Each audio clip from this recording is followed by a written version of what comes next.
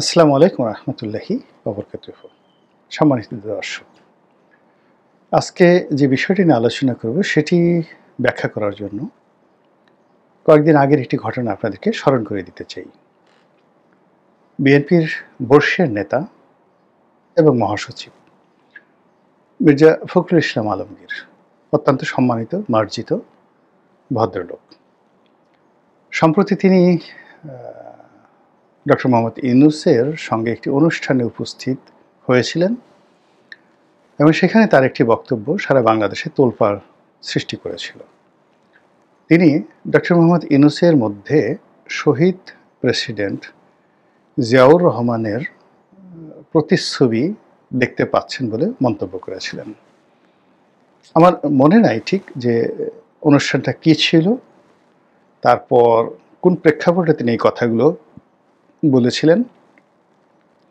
তার সেই বক্তব্যের যে অন্তর্নিহিত তাৎপর্য, এটা কী ছিল, ওটার পক্ষে কোনো কিছু বলার হয়তো কিছু ছিল, কিন্তু ওই সময়টিতে তাকে নিয়ে এতটা বেশি ট্রল হচ্ছিল, বিষয়টা নিয়ে এত ট্রল হচ্ছিল, তখন যদি এটা নিয়ে আমি কোনো পক্ষে বা বিপক্ষে যাই বলতাম না কেন, ওটা ঠিক আমিও ধারণ করতে পারতাম না, বিএনপিও হয়তো ধারণ করতে পারতো না। এই জন্য আসলে ওই বিষয়টা নিয়ে ওই মুহূর্তে আমি তেমন কোনো কথা বলিনি আর কোনো ভিডিও করিনি। কিন্তু যে নির্মম নিষ্ঠুর সমালোচনা হয়েছিল মির্জা ফখরুলকে রীতিমতো বিএনপির অনেক লোক, বিএনপি বিরোধী অনেক লোক যেভাবে ট্রল করেছিলেন, তা মির্জা ফখরুল সাহেবের জীবনে আর কখনো হয়নি। যেটা সবাই বলার চেষ্টা করেছিলেন যে ঠিক আছে, শহীদ প্রেসিডেন্ট জিয়াউর রহমানের প্রতিচ্ছবি যদি ডক্টর মোহাম্মদ ইউনূসের মধ্যে মির্জা ফখরুল সাহেব দেখতে পান, তাহলে তো আর নির্বাচন দরকার নেই, ইলেকশন দরকার নেই। ডক্টর মোহাম্মদ ইউনূস আছেন, তিনি থাকুন। নির্বাচন হলে সেখানে প্রধানমন্ত্রী হবেন যাকে বলা হয় তারেক রহমান সাহেব। তো মির্জা ফখরুল সাহেব তো তারেক রহমান সাহেবের ভিতরে শহীদ প্রেসিডেন্ট জিয়াউর রহমানের প্রতিচ্ছবি দেখতে পাননি, কখনো বলেননি। আবার বিএনপির যারা লোকজন, তারা কখনো চায় না যে তাদের পার্টির ফাউন্ডিং ফাদার, এই দলটি যিনি প্রতিষ্ঠা করেছেন, জিয়াউর রহমানের এই যে ভাবমূর্তি, তার যে ইমেজ, এটি অন্য কোনো নেতা দ্বারা প্রতিস্থাপিত হোক। এর কারণ হলো জিয়াউর রহমানের যে লিগেসি, তার যে ঐতিহ্য, মুক্তিযোদ্ধা হিসেবে, তারপর সেই ৭ই নভেম্বরের পরবর্তী সময়ে সেনাবাহিনী এবং দেশে স্থিতিশীলতা বজায় কারী হিসেবে, দেশে প্রথম মার্শাল ল অ্যাডমিনিস্ট্রেটর হিসেবে সফল, প্রেসিডেন্ট হিসেবে সফল, একটি রাজনৈতিক দল প্রতিষ্ঠা করে যেভাবে তিনি জনপ্রিয়তা অর্জন করেছেন, সফল, এবং সর্বোপরি তার যে মৃত্যু, এটি যেভাবে সারা বাংলাদেশের মানুষকে আবেগময় করে তুলেছিল, বিএনপির প্রতি মানুষের দুর্বলতা জন্ম দিয়েছিল, এবং বিএনপির সমর্থকদেরকে যেভাবে বজ্র কঠিন ইস্পাতের মতো পরস্পরের সাথে সম্পৃক্ত করেছিল, এটি অন্য কারোর সঙ্গে তুলনীয় নয়। হয়তো বেগম জিয়া, হয়তো তারেক জিয়া, হয়তো পরবর্তী অন্য কেউ বিএনপির নেতা, তারা কোনো কোনো ক্ষেত্রে শহীদ প্রেসিডেন্ট জিয়াউর রহমানের সফলতাকে ছাড়িয়ে যাবেন, কিন্তু অ্যাজ এ হোল তাদের কোনো কর্মকাণ্ড দ্বারাই সেই শহীদ প্রেসিডেন্ট জিয়াউর রহমানের প্রতিচ্ছবি অর্জিত হবে না। আর যদি সেটা হয়, তাহলে বিএনপি ভেঙে টুকরো টুকরো হয়ে যাবে এবং সেখানে নতুন আরেকটি দল তৈরি হয়ে যাবে। তো কাজেই বিএনপি কখনো চাইবে না যে বিএনপির মধ্যে জিয়াউর রহমান সাহেবের চাইতে বড় কোনো নেতা আসুক, তার চেয়ে বড় কোনো রেভলিউশন সেখানে তৈরি হোক, এতে করে সেই বিএনপির যে স্বকীয়তা, এটি হারিয়ে যাবে। আওয়ামী লীগের ক্ষেত্রে তিনবার এই ঘটনা কিন্তু ঘটেছে। প্রথমবার আওয়ামী লীগ প্রতিষ্ঠাতা মাওলানা আব্দুল হামিদ খান ভাসানী, তো যখন ভাসানীর চাইতে বড় নেতা চলে এলেন হোসেন সৈয়দ সোহরাওয়ার্দী, ভাসানী শেষ, আওয়ামী লীগ ভেঙে গেল, আলাদা মানে যাকে বলা হয় সেই ন্যাপ তৈরি হলো, ন্যাশনাল আওয়ামী পার্টি তৈরি হলো। তো এরপরে হোসেন শহীদ সরওয়ার্দির জমানা চলতে থাকলো।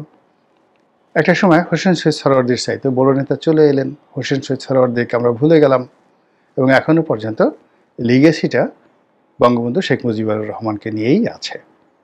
এই হলো অবস্থা।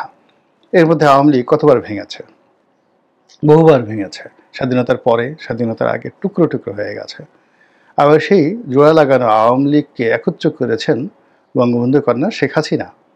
কিন্তু সমস্যা হলো যে তাকেও যখন বলা হলো যে সে বঙ্গবন্ধুকে অতিক্রম করে ফেলেছে, শেখ হাসিনা যে কাজগুলো করেছেন, তার যারা তেল পার্টি, তো এই তেল পার্টি বা মালিশ পার্টি, এই তেল পার্টি তাকে বলাতো যে আপনি নোবেল পুরস্কার পাবেন, পাওয়া উচিত, তো যারা নোবেল দিচ্ছে না তারা শেষ হয়ে যাবে। আপনি যেভাবে আওয়ামী লীগকে যে পর্যায়ে নিয়ে আসছেন, বঙ্গবন্ধু থাকলে এটা পারতেন না। ফলে কি হলো, এই কথাবার্তার ফলে শেখ হাসিনার কি হয়েছে আর আওয়ামী লীগের কি হয়েছে এখন একটু দেখার চেষ্টা করেন। তো সেই দিক থেকে বিএনপির যারা নেতৃস্থানীয় লোকজন রয়েছেন তারা কখনো চাইবেন না যে দলের ভেতরে এমন কেউ আসুক যারা সেই শহীদ প্রেসিডেন্ট জিয়াউর রহমানের চাইতে যোগ্যতম হয়ে যান। এই জন্য পার্টির মধ্যে কখনোই কাউকে জিয়াউর রহমানের প্রতিচ্ছবি হিসাবে কেউ বর্ণনা করেনি। তো সেক্ষেত্রে হঠাৎ করে জিয়াউর রহমানের প্রতিচ্ছবি যখন ডক্টর মোহাম্মদ ইউনূসের মধ্যে দেখা গেল, বোঝার চেষ্টা করুন যারা মাথায় ঘিলু আছে যাদের বিএনপির, তারা কিভাবে এটাকে রিয়্যাক্ট করেছে, সিরিয়াসলি রিয়্যাক্ট করেছে। আর যারা বিএনপির বিরুদ্ধের যারা লোকজন রয়েছে তাদের বক্তব্য হলো যে তাহলে আর দরকারটা কি, নির্বাচন করে পয়সা খরচ করার দরকার কি, ডক্টর মোহাম্মদ ইউনূস যেভাবে আছে সেভাবে থাকুক, এনসিপির সঙ্গে বিএনপি এক হয়ে যাক, দুটো দল একসাথে কাজকর্ম করুক এবং তাকে দ্বিতীয় জিয়াউর রহমান উপাধি দিয়ে বিএনপির যারা লোকজন রয়েছে তারা ঠিক ইনকিলাব জিন্দাবাদ বলে সেই নতুন ধারা রাজনীতি তারা শুরু করুক। ফলে কি হলো, এই যে জিয়াউর রহমানের মধ্যে যে প্রতিচ্ছবি, ডক্টর মোহাম্মদ ইউনূসের মধ্যে জিয়াউর রহমানের যে প্রতিচ্ছবি, এটা নিয়ে ওই সময়টাতে এইরকম কথাবার্তা আলোচনা হতো। তো এখন যখন আমরা এই কথা বলছি এবং এই কথা বলার প্রয়োজন হলো যে ওই প্রেক্ষাপটটা এখন রিভার্স হয়ে গেছে। মির্জা ফখরুল সাহেব যখন এই কথাগুলো বলেছেন জুলাই সনদ স্বাক্ষরের আগে, ঠিক সেই সময়টিতে মনে করা হতো যে ডক্টর মোহাম্মদ ইউনূসের সঙ্গে বিএনপির একটা হরিহর আত্মার সম্পর্ক। বেগম জিয়া তাকে অত্যন্ত সম্মান করেন, তিনিও বেগম জিয়াকে সম্মান করেন, তারেক জিয়া মুরব্বী হিসেবে তাকে সম্মান করেন, মর্যাদা দেন এবং বিএনপির হাইকমান্ড তারা হয়তো এরকম একটা সিদ্ধান্ত নিয়েছিল যে কোনো অবস্থাতেই তারা যাকে বলা হয় ডক্টর মোহাম্মদ ইউনূসের বিরুদ্ধে যাবে না। এই জন্য তাকে তেল মারতে হবে, তাকে ফ্লাটারিং করতে হবে, তাকে রাজি খুশি করতে হবে, তাকে ইন্সপায়ার্ড রাখতে হবে। দ্বিতীয়ত ডক্টর মোহাম্মদ ইউনূসের সঙ্গে বিএনপির যে সম্পর্ক, এটাকে এতটা কাপে কাপ মেলাতে হবে যেন বাইরের কোনো লোক, দ্বিতীয় পক্ষ বা তৃতীয় পক্ষ, ওখানে টুস করে ঢুকে বিএনপিকে তাড়িয়ে ডক্টর মোহাম্মদ ইউনূসের কাছাকাছি যেতে না পারে। যেভাবে জামাত প্রথম দিকে ডক্টর মোহাম্মদ ইউনূসকে খুব তেল মারতেন, জামাতের নেতারা প্রায় সবাই ওয়াজ মাহফিলে বলতেন যে উনি হলেন আল্লাহর পক্ষ থেকে দেয়া একটা নেয়ামত, তার বিরোধিতা করা হারাম, ইমানই থাকবে না। বিশেষ একটা পরিস্থিতিতে আল্লাহ তাকে বাংলাদেশে পাঠিয়েছেন, কাজেই তাকে কি বলবো, এটা বলাটাও শিরক হয়ে যাবে। এমন সব অদ্ভুত অদ্ভুত ওয়াজ করতেন যে আল্লাহর পক্ষ থেকে যে নিয়ামত আসছে তার অবাধ্যতা করাটা হারাম, নিষিদ্ধ, ইমান থাকবে না, এরকম নানা রকম যাকে বলা হয় ন্যারেটিভ ওয়াজের ময়দানে অনেক তথাকথিত বক্তা এভাবে বলেছেন, সেগুলো আপনারা দেখতে পাচ্ছেন। এখন পর্যন্ত সেগুলো ভাইরাল আকারে। এরপর এনসিপির যারা লোকজন তাদেরকে ডক্টর মোহাম্মদ ইউনূস তো বলেছেন যে ওরাই আমাকে নিয়োগ দিয়েছে, আর তারাও বলেছে আমরাই তাকে নিয়োগ দিয়েছি। তো এদের মধ্যে একটা দাদা নাতির সম্পর্ক, পিতা পুত্র সম্পর্ক, যেরকম নানা নাতির সম্পর্ক, হোয়াট এভার মেবি, একটা মধুর সম্পর্ক ছিল। আমাদের আবহন বাংলা যে সম্পর্কগুলো হয়, খালি যেহেতু বয়স বেশি না, শালা দুলাভাইয়ের যে সম্পর্ক এটা মানে বলতে পারবো না। মানে আমাদের মধ্যে কতগুলো সম্পর্ক আছে যেখানে একটু খোঁচাখুচি করা যায়, কোলাকুলি করা যায়, কুতকুত খেলা যায়, গুঁতো দেওয়া যায়, এরকম। তো এই সম্পর্কগুলো সাধারণত নানা নাতির সাথে ভালো হয়, দাদার সাথে নাতির সম্পর্ক ভালো হয়, এবং ইদানিং এখন বাপ আর ছেলেদের মধ্যে এরকম সম্পর্ক চলে আসছে। আমাদের সময় আমরা যেমন বাবাকে চাচাকে খুব ভয় পেতাম, কিন্তু ইদানিং দেখা যাচ্ছে যে বাপ আর ছেলে অনেকটা বিয়ের মতো, শালা বিয়ের মতো, শালা সম্বন্ধীর মতো এরকমভাবে একসাথে দুষ্টামি করে। তো যা হোক, এনসিপির যারা নেতৃবৃন্দ রয়েছেন প্রথম দিকে তাদের সাথে ডক্টর মোহাম্মদ ইউনূসের এরকম একটা সম্পর্ক ছিল। তারা একে অপরকে ফ্লার্ট করতেন, একে অপরের সঙ্গে খুনসুটি যেতেন, কাছাকাছি ডাকতেন, কাছাকাছি খাবার দাবার করতেন, একসাথে ভ্রমণ করতেন, নানা রকম। তারা এখান থেকে রংপুর আবু সাইদের বাড়িতে গেছেন, আমেরিকাতে গেছেন, লন্ডনে গেছেন, কত জায়গাতে গেছেন। কিন্তু সেই সম্পর্কটা এখন আর নেই। তাদের সেই জামাত এবং এনসিপি তাদেরকে সেখান থেকে রীতিমতো তাড়িয়ে সেখানে জায়গাটা করে নিয়েছিলেন বিএনপির যারা লোকজন আছে তারা। এবং কোন অবস্থায়, মহব্বতের কোন অবস্থায় পৌঁছলে বিএনপি, দেখা গেল যে বিএনপি ৩ জন নেতাকে নিয়ে ডক্টর মোহাম্মদ ইউনূস সরকারি খরচে তিনি সেই জাতিসংঘের অধিবেশনে তিনি ভ্রমণ করে এসেছেন। তো কাজেই বিএনপি সবসময় চেয়েছে যে তাদের মধ্যে যে এখন মধুরতম সম্পর্ক যাচ্ছে, এর মধ্যে যেন কোনো ভিলেন মুহাহাহা করে ঢুকে না পড়ে, কোনো ভিলেন এসে যেন এই তাদের মধুরতম সম্পর্ককে বিষাক্ত করতে না পারে। এই জন্য কী করতে হবে? ডক্টর মোহাম্মদ ইউনূসের প্রশংসা করতে হবে। আর প্রশংসা করার জন্য এখন মির্জা ফখরুল সাহেব, তিনিও বয়স্ক মানুষ, একটা কথা বলে ফেলেছেন, এবং সেটা নিয়ে আমি তো বললাম যে যা যা ট্রল হবার তা হয়েছে, কিন্তু বিএনপির শেষ রক্ষা হয়নি। যে জুলাই সনদ স্বাক্ষর হয়েছে, সেই স্বাক্ষরের পরে দেখা গেল যে ডক্টর মোহাম্মদ ইউনূস মূলত যে বিএনপির সাথে সম্পর্ক করার চেষ্টা করেছেন, এটার মধ্যে সততা ছিল না, সঠতা ছিল। আর এ কারণে বিএনপি বিক্ষুব্ধ হয়ে বলছে যে আমাদের সঙ্গে প্রতারণা করা হয়েছে, জাতির সঙ্গে প্রতারণা করা হয়েছে। মানে অনেকটা ঠিক এরকম যে আমাদের বাংলা সিনেমাতে অনেক গান হয় না, অদ্ভুত গান। আপনি কাউকে খুব ভালোবাসেন, অসাধারণভাবে ভালোবাসেন, কিন্তু সে আপনার সঙ্গে বিশ্বাসভঙ্গ করে বসলো। বিশ্বাসভঙ্গ করার পরেও আপনি তার পিছিয়ে পিছিয়ে ঘুরবেন, তাকে বাদ দিয়ে আপনি কোনো কিছু করতে পারবেন না। একটা বিখ্যাত গান আছে না, বেদের মেয়ে জ্যোৎস্না আমায় ফাঁকি দিয়েছে, আসি আসি বলে জ্যোৎস্না, কি যেন আছে না, গান আছে না, বেদের মেয়ে জ্যোৎস্নার একটা গান, নাচে নাচে গান গায়। মানে বেদের মেয়ে জ্যোৎস্না ফাঁকি দিচ্ছে নায়ককে, ইলিয়াস কাঞ্চনকে, কিন্তু তারপরে ইলিয়াস কাঞ্চন মনের আনন্দে নাচছে, গান গাইছে, এবং তারপরে সে বেদের মেয়ে জ্যোৎস্না, বেদের মেয়ে জ্যোৎস্না এই কথাগুলো বলছে। এটা একটা উপলক্ষ।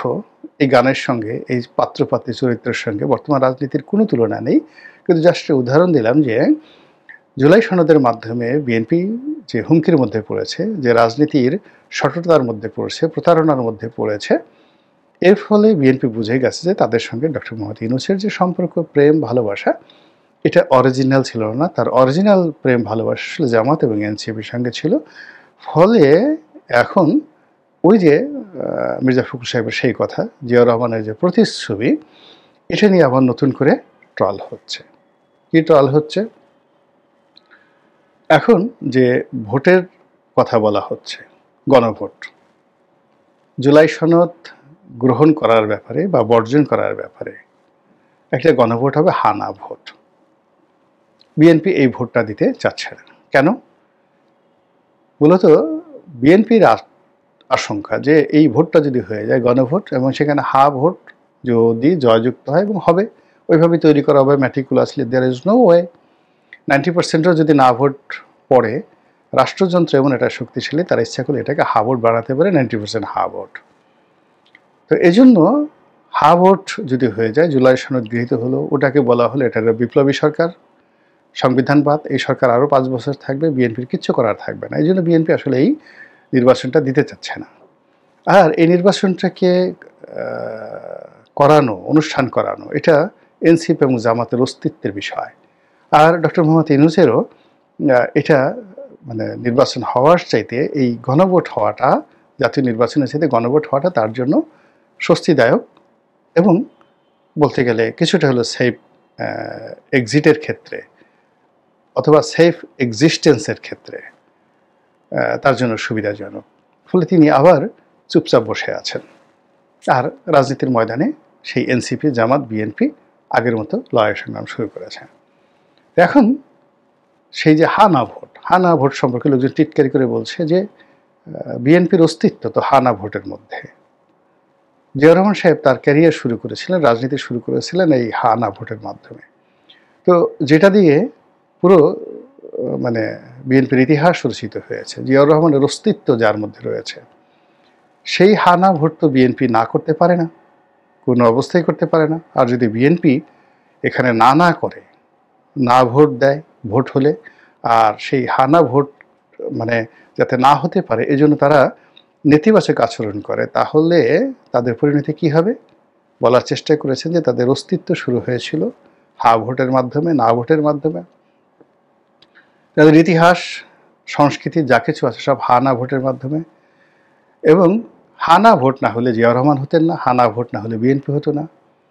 যে হানা ভোটের হায়ের মাধ্যমে বিএনপির জন্ম হয়েছে, এখন সেই বিএনপি যদি আবার না ভোটের কথা বলে আর হানা ভোট বাতিল করার জন্য শুধু না নো বলতে থাকে, তাহলে এতেই বিএনপির পতন ঘটবে, বিএনপি শেষ।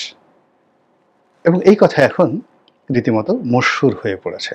আর এই কথার প্রেক্ষিতে ওই যে চাঁদের সাথে আমি দেব না তোমার তুলনা, তুমি চাঁদ হতে যদি তবে দূরেই চলে যেতে, সেই বিখ্যাত গান, সৈয়দ শামসুল হকের সেই বিখ্যাত গান। তো সেই গানের মতো করে আসলে ডক্টর মোহাম্মদ ইউনূস আমাদের রাজনীতির অঙ্গনের চাঁদ। শুধু দেখা যায় দূর থেকে, আলোক, পূর্ণিমার আলোক, এর দ্বারা অবগাহন করা যায়, স্পর্শ করা যায় না, একে ওন করা যায় না। বিএনপি ওন করতে পারছে না, এনসিপি ওন করতে পারছে না। তিনি ভরা পূর্ণিমায় যার উপর আলোক বর্ষণ করেন, অমনি তার মাথা খারাপ হয়ে যায় এবং তিনি ডক্টর মোহাম্মদ ইউনূসের প্রশংসা করতে থাকেন। আবার ভরা পূর্ণিমার যে প্রতিচ্ছবি তিনি যখন ঘুরিয়ে অন্যদিকে নিয়ে যান, চাঁদের মতো, একদিকে অমাবস্যা আর পূর্ণিমা পৃথিবীর অন্য যে প্রান্তরে চাঁদ আলোক বিকিরণ করে সেখানে আনন্দের বন্যা বয়, আর যেখানে অমাবস্যা সেখানে আর্তচিৎকার শুরু হয়ে যায়, সমুদ্রে বন্যা হয়ে যায়, নদ নদীতে বন্যা হয়ে যায়, ভরা জোয়ার হয়ে যায়। বাংলাদেশেও তদ্রুপ। ডক্টর মোহাম্মদ ইউনূস যেদিকে ঝুঁকেন, হাসি দেন, ওইদিকে খুশির বন্যা, প্রশংসা ছুটতে থাকে, আনন্দের বন্যা ছুটতে থাকে। আর কোনো দিক থেকে মুখ ফিরিয়ে নিয়ে গেলে মুহূর্তের মধ্যে সেখানে আর্তচিৎকার শুরু হয়, বাঁচাও বাঁচাও বাঁচাও। এখন ওনার যে দৃষ্টি যাদের উপর আছে তারা খুব উল্লাস করছেন, আর ওনার দৃষ্টি যাদের উপর নেই তারা আর্তচিৎকার শুরু করেছেন। এভাবেই বাংলাদেশের রাজনীতি চলছে। আর এই রাজনীতি কি আজীবন এইভাবে চলবে? ভবিষ্যতের মালিক একমাত্র আল্লাহই ভালো জানেন। আসসালামু আলাইকুম রহমতুল্লাহি ওয়া বারাকাতুহু।